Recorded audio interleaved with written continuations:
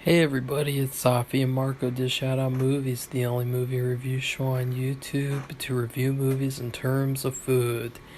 It's just Marco here once again, and I am actually shooting this video before Monday because I'm going to be doing laundry tomorrow, and after I do laundry, I'm always really tired, and so I want to do this video beforehand, and I have some editing that I'll need to do that's pretty, creating a couple of pictures here and there. So I want to give a little backstory about this video because I don't know, I felt like doing this video. I thought it'd be fun.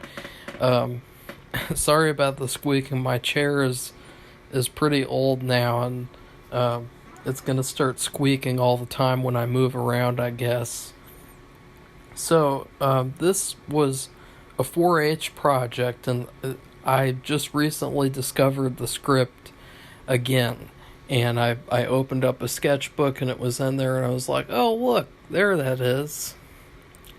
So when I was in the 4-H club, I did film theater projects twice or three times. I got first place all three times, obviously, and this was one of those times. And what happened was I read these comics. I think it was like two comics that I read. It was Civil War and this Spider-Man comic that I have, and I would like to do like a little review of it and talking about it and showing it. And both of those things were really inspirational, so much that I just wanted to make my own comic book thing.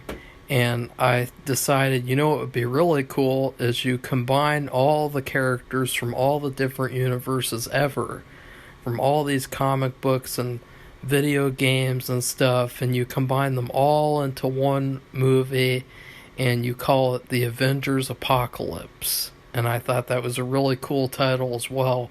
In fact, I don't think they've ever used that title, and I don't know why they haven't. Like, that's an incredible title, the Avengers Apocalypse. So I can't remember how many pages it is. I think it's like 20 pages or something.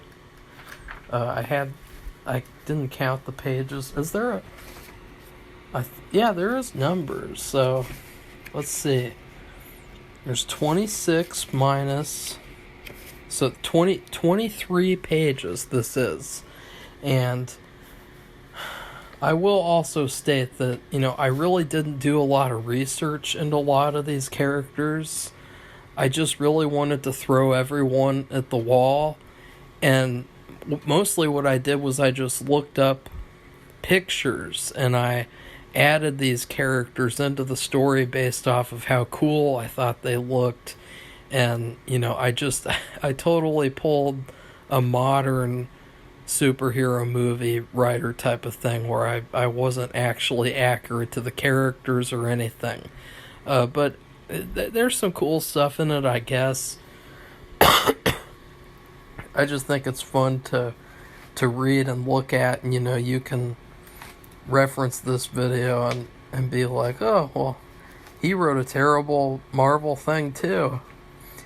I think I wrote this in like 2008, 2009, so it was like right after Iron Man was made that I wrote this. So let's see. Note about the characters. And so Safi put this note in there. She was trying to help me with the project because there was this rule where you had to have the list of characters and then you had to have a list of scenes before the actual script started, which is really strange. I've never heard of doing that for a film script in my life. So I think that's for what you do with plays or something, like fucking shitty ass school plays. Note, most of the characters are just mentioned in the script. Most never have any lines. However, Spider-Man, Iron Man, Doctor Doom are some of the main characters who play prominently in the story and do have lines. Scene 1. Planet Marvel Prison. Sentinel has just broken into prison. He's looking for Captain America. Captain America says, "You cannot defeat me. I represent the Avengers." Captain America uppercuts Sentinel so hard that he destroys 5 of the prison cell walls. Sentinel jumps up and hits the ceiling. Then he releases his arms and hits the captain enough to kill him. Sentinel has a victory! ! Sentinel, I knew the Avengers team had a universe key, as he picked up a hard drive that said future. As he flies out the prison, the building explodes in blood red and blazing yellow flames. He leaves the scene. So, right there off the bat, I killed off Captain America. It's pretty hardcore, gotta say.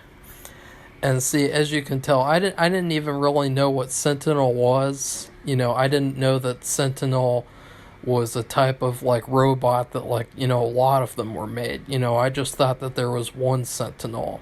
So, that's another flaw. Scene 2. Giant blimp in the sky. Sentinel is on board the blimp. Dr. Doom. I shall rise and be victorious. Good job. I've got to say, Sentinel, I thought for a minute you might have another failure on your hands. Sentinel. Thank you, boss. I'm just a bit worried about Spider-Man now. He can be rather formidable. Dr. Doom says, you don't have to worry about him anymore. Now that we have Black Panther on our side, their team will fall. You and your new partner better make sure of that. Sentinel says, new partner? Are you kidding me? I thought you put me with Kingpin and Electro.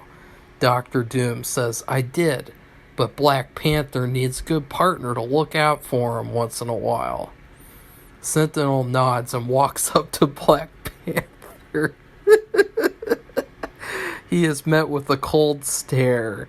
As he starts to walk away, Black Panther touches him on the back and says, nice to be working with you. Sentinel says, me too. There's a lot of layers to that scene. I mean, you know, maybe it's, I don't know. No, I'm not going to go there. It's been a long day and Sentinel needs to rest. He heads for the rest chamber and waves his hand goodnight. Scene 3, Avengers headquarters on planet Marvel. Thor walks over to Iron Man. Great big tears roll down Iron Man's face when he hears the news about Captain America. It had just been announced that Captain died. Wolverine pounds the television until it breaks. Wolverine says, this team is going down fast. Scene 4, television station in Washington, D.C., on planet Earth. Newscaster says, hello, America. Former superhero Captain America has been discovered dead, and the prison is destroyed. America, oh say can you, Captain America is dead. Now America will probably go to the dogs, and the flag will burn. And so I guess that's a rendition of a national anthem. A loud shot is heard from the newscaster's office. The broadcast turns dark. But who is behind the broadcaster? Maxima is staring at him with her red-rimmed eyes. Her powers had strengthened, and America really didn't have any more hope. Phoenix sat next to Maxima as she hovered over the desk and snatched the hard drive. The hard disk? Is that the same hard drive? Or is it, that's weird. Maxima says, the police are here. We're finished. Let's go. Phoenix says, wait a second. I can't take this. She releases a huge explosion and illuminates the buildings in the night sky. They they jump out the window of the television station and met a line of police and military helicopters flying after them. In a flash that would have blinded anyone, the helicopter weaponry could have taken them out. Instead, Maxima and Phoenix fly up to the helicopters. Policeman says, "Surrender now. You've got nothing to live for in America. The captain is dead, and it's time for us to take over. Time for you to die." Spider-Man says, "Not so fast." Spider-Man appears out of nowhere to help out Phoenix and Maxima. Phoenix holds a fireball in her hand while looking straight at the choppers. The choppers start their rocket launch sequence. Boom! Spider-Man grabs onto the helicopter rails and rips out the engines one by one. Spider-Man gets out of the way as he sees Magneto coming toward him. Magneto gathers all the helicopter parts and tosses them into the police station. Maxima says, "Smart move, Magneto and Spider-Man and Phoenix." Maxima and Phoenix stop to rest against a tree, and a policeman grabs Maxima. He starts to choke her. Spider-Man swings over to the building above them and shoots the policeman with a web explosive bullet. It turns the policeman into a tightly bonded webbed package. Spider-Man takes Maxima and brings her to Phoenix. So I guess Spider-Man's really into Maxima. Who is Maxima? Like, I don't even know who Maxima is. Like, see, I must have thought that she looked cool. Let's see, what does she look like? Sorry to interrupt the story, but who is Maxima? That's somebody from DC? Why did I put her into the story then? That's really weird. I guess I just saw this picture and thought she looked cool. She looks kind of cool. She's got like a green, yellow armor. But she's a redhead, so you know they'll make her black in whatever adaptation that they do. They'll tokenize her. I guess she looks cool. I don't know why I had her so prominently in the story. Spider-Man says, "She seems okay. She won't be able to talk for a day or two because the policeman tried to choke her." Maxima says, "May your webbing get caught in your mouth and you can't speak." Spider-Man says, "You're so aggravating. Whatever." I don't know how I came up with this stuff, being like fucking 10 years old, coming up with this crap. It's just a weird way of speaking, these characters. Scene 5, Avengers Headquarters. The headquarters are burning. Spider-Man sees the hand of Colonel Nick Fury. He is buried beneath the rubble, trying to get out. Colonel says, "Help, help," he spits blood. Spider-Man says, "Right at you." He uses his superhero strength to lift the pieces off Colonel Fury. Colonel Fury says, "So much blood. Sentinel and Black Panther." The Colonel dies holding a note in his hand which says, "Come and get us. We took your friends, and now we know you are Peter Parker. You've got everything to lose if you don't come to 656 Walnut Drive at 6 p.m. Boy, do we have a surprise for you." Scene 6, Walnut Street outside an abandoned warehouse. Spider-Man throws the letter into the fire and looks at Nick. He opens his jacket and sees a red light. It's a bomb. Spider-Man jumps away and clutches onto the side of a building, and starts climbing. Boom! The explosion sends into a random neighborhood. But it turns out to be Walnut Street, so a bomb just happened to blow Spider-Man all the way to his destination. I was also playing the Spider-Man Web of Shadows video game, and I think that I was inspired by, like video game type of storylines like this. I mean, that's like a total video game thing to happen for an explosion to thrust you to your destination. Spider-Man isn't stupid. He knows it can be a trap. Out of the corner of his eye, he sees a man trying to sneak into the warehouse. An abandoned warehouse.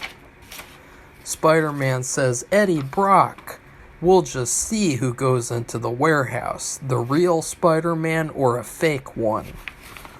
He sneaks up on Eddie and pushes him into a dark alley. Spider-Man says, "This is your lucky day. You get to be me." Eddie is frightened but intrigued and answers, "What?" Using a spare spider suit he carries in a special compartment in his belt, Spider-Man has Eddie put it on and gives him these instructions along with a little package to take to the warehouse. As Eddie makes his way over to the fateful meeting, Spider-Man pulls a ring out with an S on it and presses a little button in the middle of the S. Spider-Man speaking to himself, "This new gadget should come in handy. When I press the button, it sends out a signal to any allies in the area to come and help me." Scene 7, at the door of the warehouse. So, I'm trying to decide, we know that Eddie, he's a pain in the ass, and we know that him and Spider-Man have a little bit of a thing, but you think that he would do this to Eddie? I don't know if he would or not. Maybe because he has this little gay-ass panic button that he can press all the time, he'll do that. Scene 7, at the door of the warehouse. Eddie Brock is a little nervous, reticent between a rock and a hard place.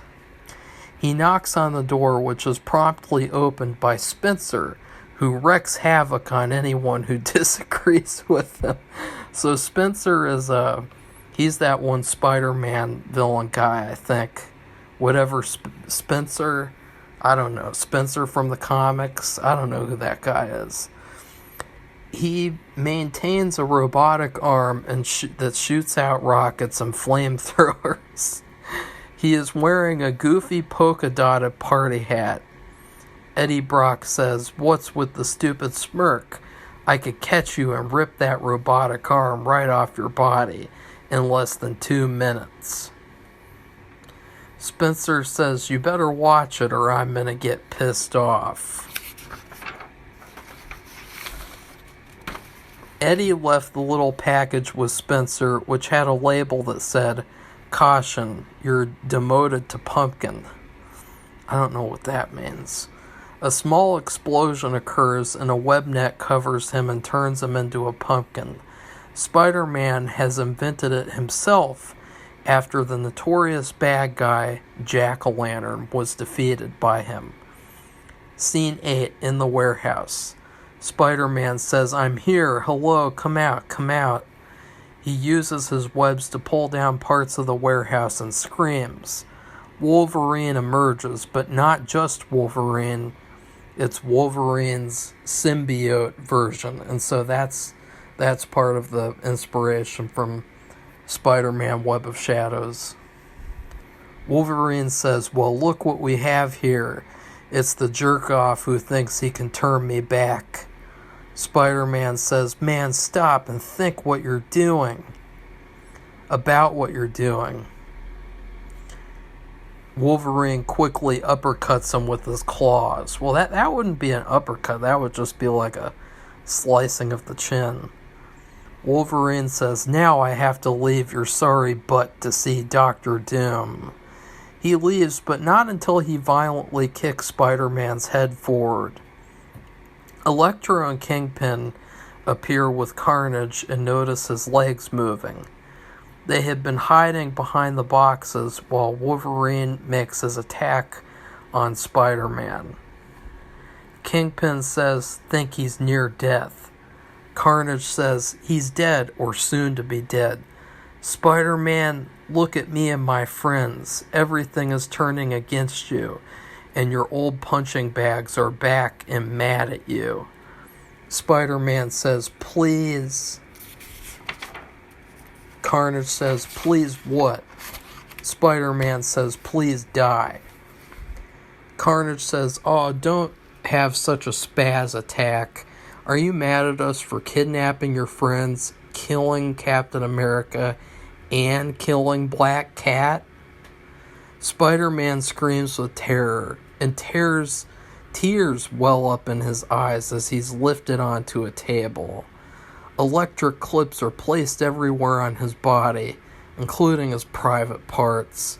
Spider-Man tries to get up, but there are shooting pains in his stomach and legs. Spider-Man says, I don't give a you-know-what if you kill Black Cat. I don't care that you took my friends. They shock Spider-Man for 3 minutes. He feels horrible pain. Electro comes over and strangles him. Electro says, oh, are you going to cry like I know you care about it? Electro takes a claw out and scratches his belly with more lightning power. Carnage jumps onto Spider-Man and they both finish him off. Kingpin says, and now I shall unmask Peter.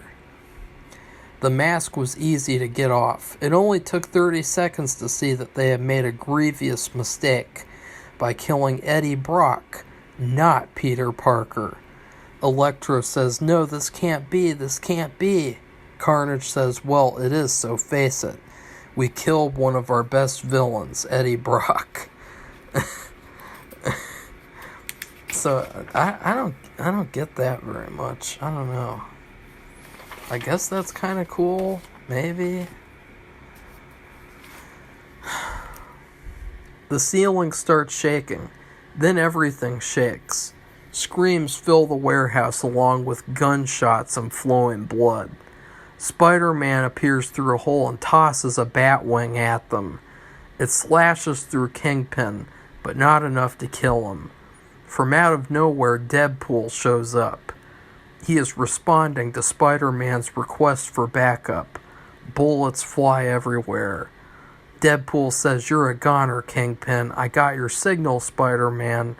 He turns to Kingpin and fires out one of his flamethrowers at him. Now he is nothing but a crispy symbiote. However, he remains alive but knocked out. Electro, on the other hand, is still standing. He bounces the flames right back at Spider-Man and Deadpool. Then everything in the warehouse is destroyed, except for Deadpool. Deadpool says, Spider, Spider! Electro opens a jar he carries in his pocket and releases a black, sticky substance, which are really black symbiotes. They turn Spider-Man into Black Spider-Man, an evil alter ego version of himself. Knowing this, Deadpool has no choice but to get rid of Spider-Man. Deadpool says, nice to be working with you, Spider-Man. Then he zaps him with a fireball. He turns his attention to Electro. Electro says, we're not all threats to the universe. Deadpool says, what's that supposed to mean, junkie? Electro says, do you believe in the others? Beings from outer space who are not superheroes or humans? Deadpool says, I am not surprised that there are others. As the building burns, debris falls everywhere, including on top of Electro. Seeing this, Deadpool leaves him there. Scene 9. Somewhere in space. Somewhere in space that no one knows about yet, there are other worlds. DC, Capcom, and Johnny Sorrow's dimension. They used to be good places where no evil could stop superheroes. Then Batman died in Johnny Sorrow's dimension. Johnny Sorrow was a bad guy who sacrificed his soul, and the devil turned him into a monster.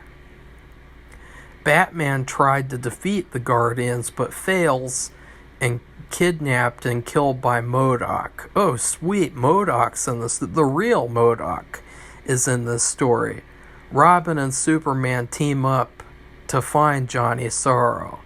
When they do, they avenge his death by destroying his dimension, but they can't get anywhere past the Guardians of the Galaxy. Now both worlds are infecting the zombies and making them stronger. Galactus, a giant monster who is purple, is influenced by watching over the Marvel world and lets the symbiotes take over him. That is just the beginning. Symbiotes say, "We have found our new ally." Scene 10, Town Square at DC Universe. Joker says, "Hello everyone and welcome to the end of a lost generation. I'm Joker and I've gathered you all here to say we have our differences, but can't we put those aside and destroy the Marvel Universe? They have the last heroes, and even if we let them take another one of us to justice, our worlds will crumble. Our worlds are aligned now. What's next? Are we going to let them destroy us? They've got to die, and our friendship is the only way." The crowd begins to disperse. Joker pulls open his jacket to reveal a monster ticking time bomb. Joker says, "Don't walk any further, people." So, wow, Joker, he likes friendship all of a sudden. Once he realizes that Batman's not around anymore. The crowd looks back and bows to Joker. Joker nods happily and closes his jacket. Capcom universe is crumbling for real, like in real life. And what everyone on the universe doesn't know, except for Dante and Jill, good guys, is that there is a tank buried underground full of zombies. Later, Joker is in an army tank riding toward a ramp that puts him and his team into position to launch rockets at the Marvel Universe. Suddenly, Joker has a heart attack and falls out of the back. The rest of his crew push on, knowing that victory is close. I don't know why I did that. That's stupid. Finally, they reach the ramp and shooting rockets at Marvel Universe for 3 minutes straight. Scene 11, New York Square, Marvel Universe. The Avengers sit around statues with citizens taking pictures of them. Spider-Man wakes up at the sound of a rocket coming towards them. Boom! Guts fly everywhere. Spider-Man flies through it all and dodges pieces of cement. He sees Iron Man and Phoenix, who have been badly injured, and She-Hulk is crying. Okay, here, now this is interesting. So in this universe, you got Spider-Man, Maxima, Phoenix, She-Hulk, and these are the Avengers? That's pretty interesting. Spider-Man says, "I'm ending this," as he jumps to the rooftop of a nearby building. Spider-Man notices that Phoenix is still mortally wounded, and so is Iron Man. Those fixes are only band-aids. If they don't get more help soon, they will both die. He shoots his webs to the tanks at DC Universe and pulls them down. Deadpool comes up to Spider-Man, and he helps enough to yank the tanks off. They crash, and Deadpool takes out a bazooka. Boom, every villain dies, but the universe have to be destroyed. Spider-Man pulls and pulls on the universes. That is bizarre. Deadpool looks around, and he gets an idea. He walks over to Iron Man and inserts a heart energizer. Then he takes him over to Spider-Man. Iron Man says, "I'm back." Iron Man plucks the web from Spider-Man and destroys the planets only to unleash zombies. Zombies are innocent people kept in 2 cages that look like DC and Capcom, but they aren't. They are left with deadly gas that infects them. Then everything goes black. Scene 12, Capcom Universe, the laboratory. Spider-Man says, "Help! Where am I? Please, someone." Dante says, "You're in your deathbed, and that's where." He shoots Spider-Man twice. Harley says, "Wonderful, wonderful, my new plaything. It's too bad we can't use him as evil with his webs and all his know-how." Dante says, "I've got something better than a trance on him. We've got super symbiotes. They're so deadly we had to kill him to turn him into the monster." Harley says, "Supersonic symbiote?" Harley snatches the vial and walks over to Spider-Man. She says, "I always hated your guts," as she pours the super symbiote all over Spider-Man. Spider-Man is consumed completely by the super symbiotes and almost looks like Freddy Krueger from Nightmare on Elm Street 4 when he's resurrected. He grows muscle so big that if a human tries to take enough steroids to match him, he would die a painful death. His fingers turn into long blades, and his face transforms into red and blue veins, pitch black eyes, and a set of blue elf-like ears that hang out. His eyes open, and he jumps to look at his surroundings. He runs his claws along the walls of the building, and causes an explosion.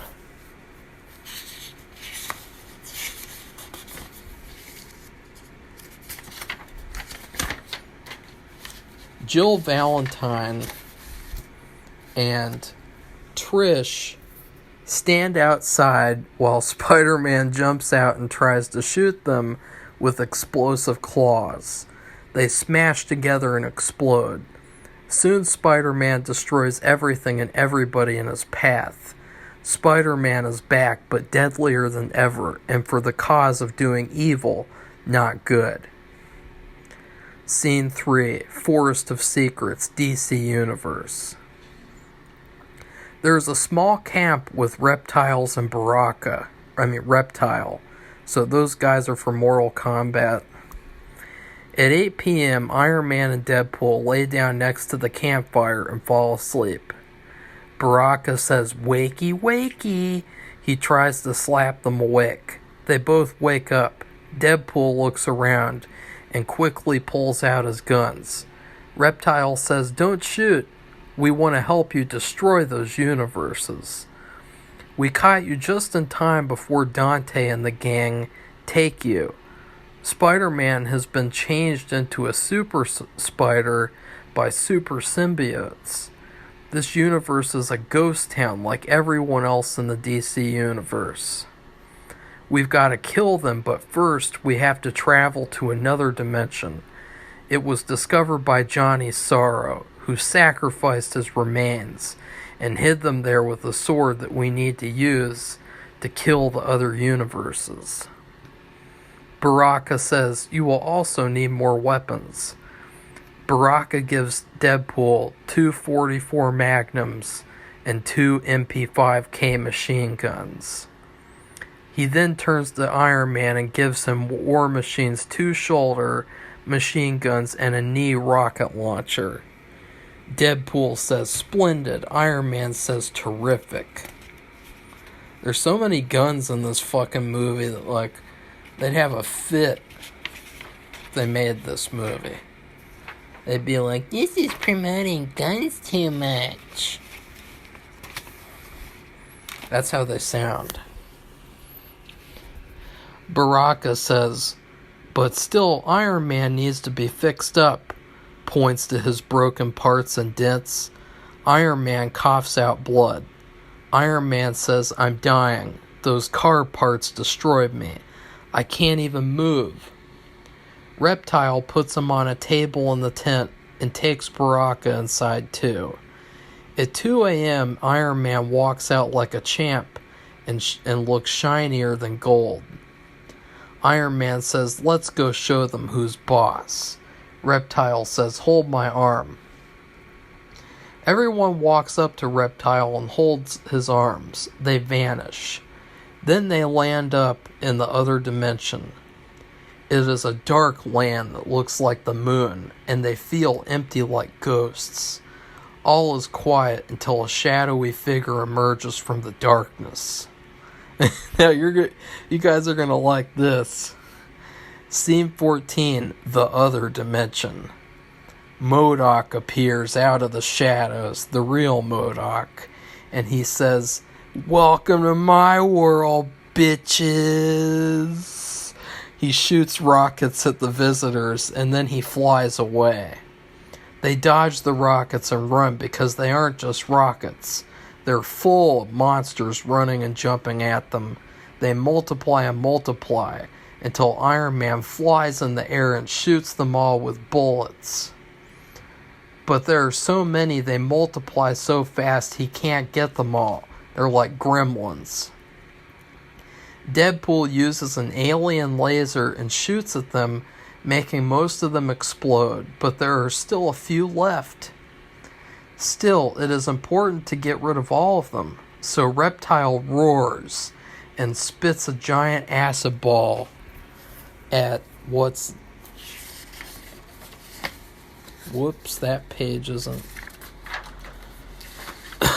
left, which makes the land rumble. To Iron Man's surprise, Tobias Manning shoots his jetpack and lands next to him. "Here's to you, jerk."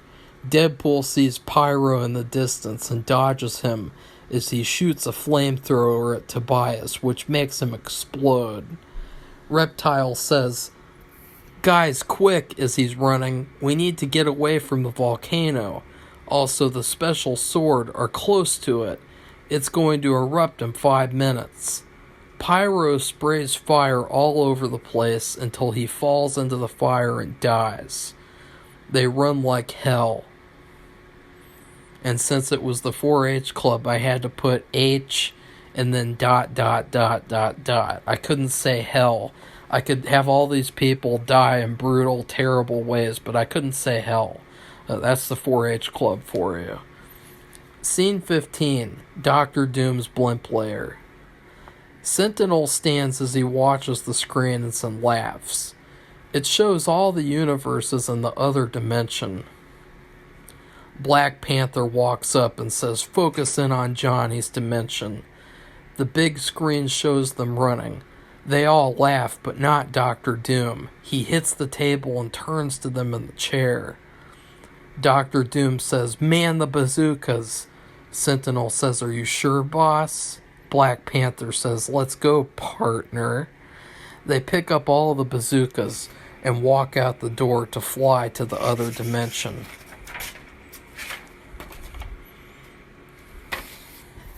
Scene 16. So there are 18 scenes, so this is the third to last scene. Spider-Man, Iron Man, Baraka, Deadpool, and Reptile run and dodge bazooka bullets. They explode nearby where they are and cause several injuries. As they're about to shoot the bazookas again, Spider-Man jumps out of the sky and tears at Sentinel and grabs his bazooka. Next, he shoots Sentinel and Black Panther. Black Panther flies fast to Spider-Man and punches him. Spider-Man falls down and puts up his claws. Black Panther tries to fly away, but he can't and falls down as well, right onto Spider-Man's claws. He cuts right through them. Spider-Man says, "I clawed out your jetpack, jerk." Spider-Man jumps and runs to the other guys as they are close. He flicks his claws at them and boom. Reptile and everyone else except Spider-Man are injured.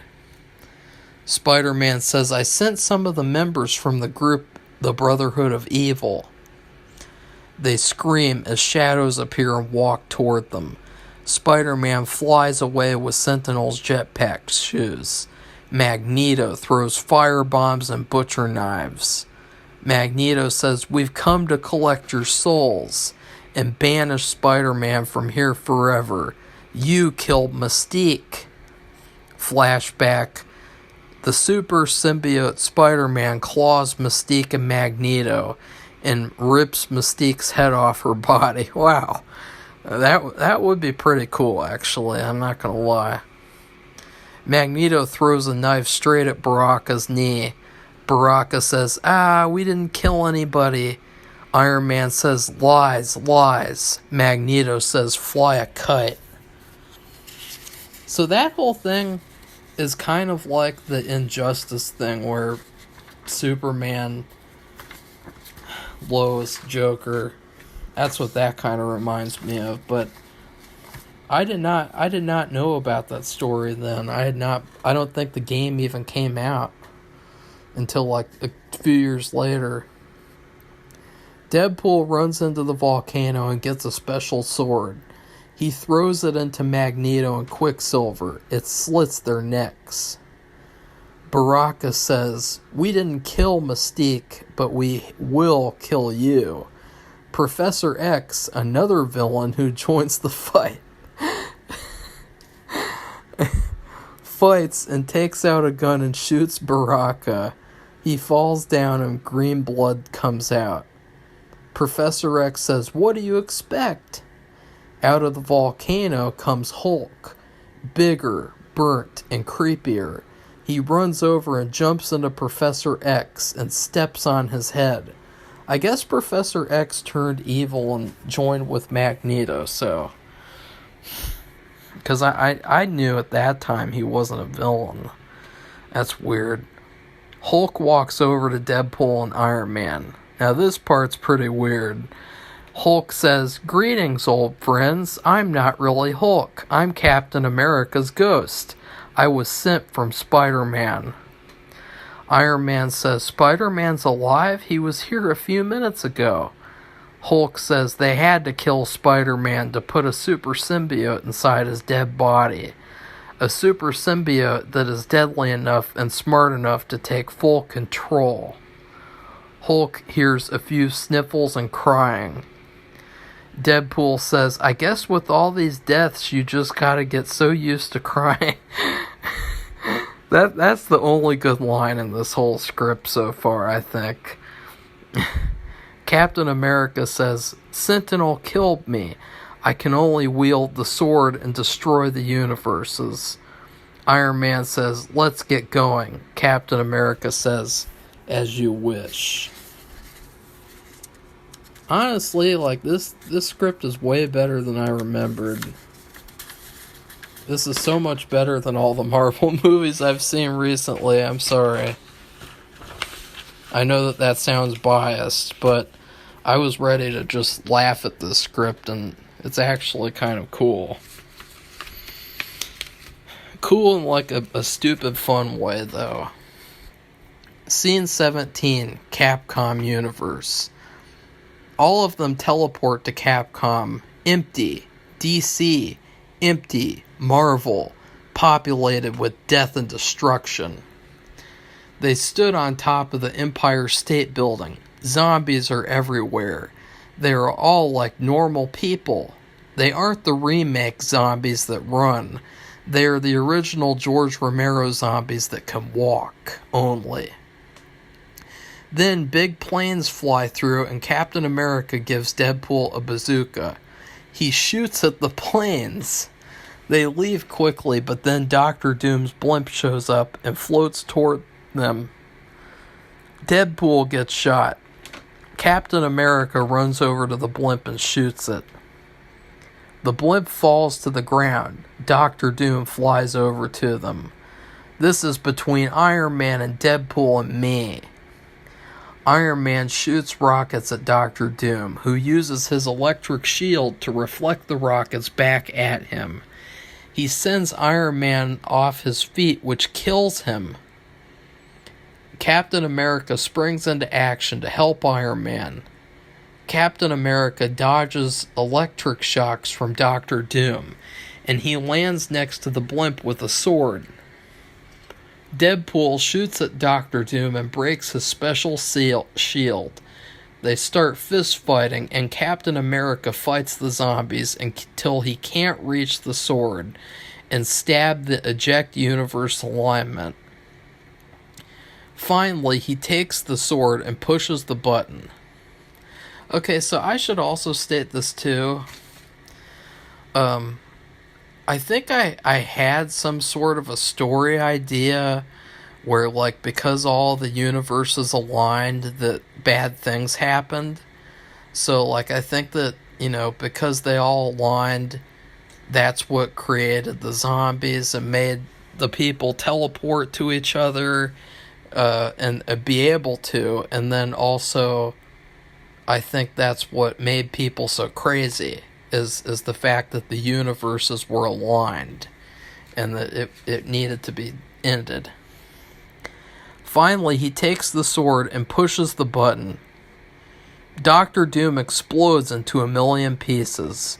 Overlooking the universes, Lex Luthor, the Riddler, Johnny Sorrow, MODOK, Bullseye, Galactus, Apocalypse, and Juggernaut explode.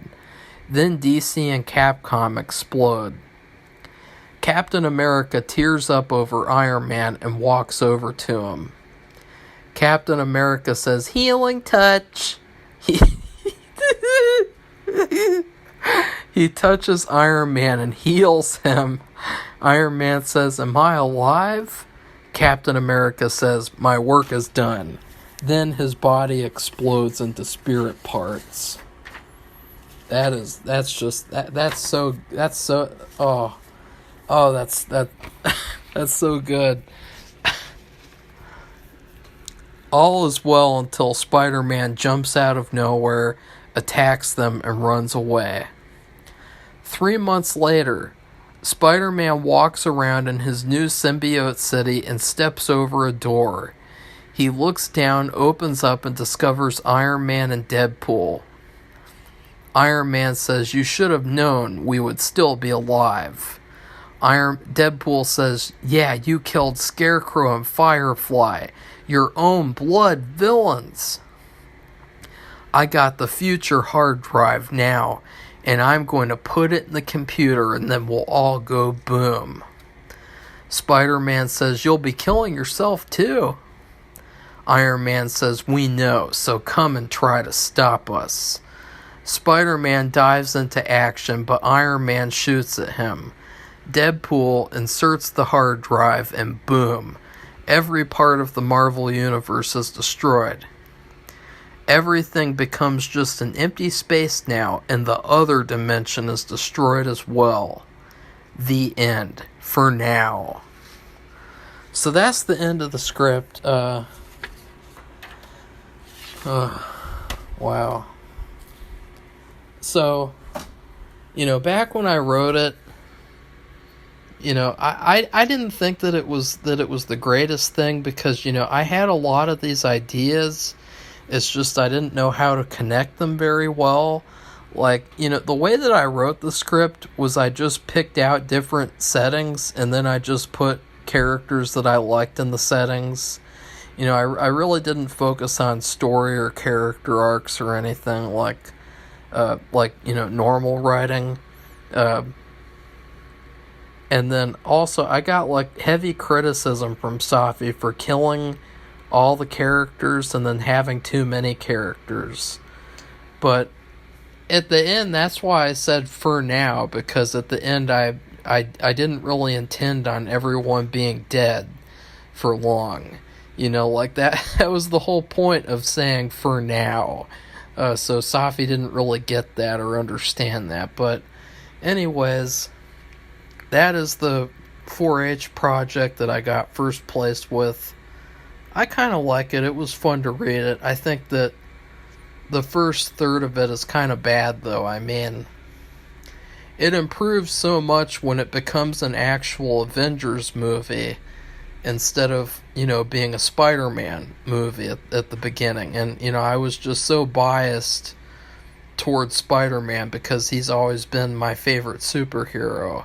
So that's why it sort of started off as like Spider-Man part whatever. So anyways, please like this video, comment, what'd you think? Did you have fun with it? Did you hate it?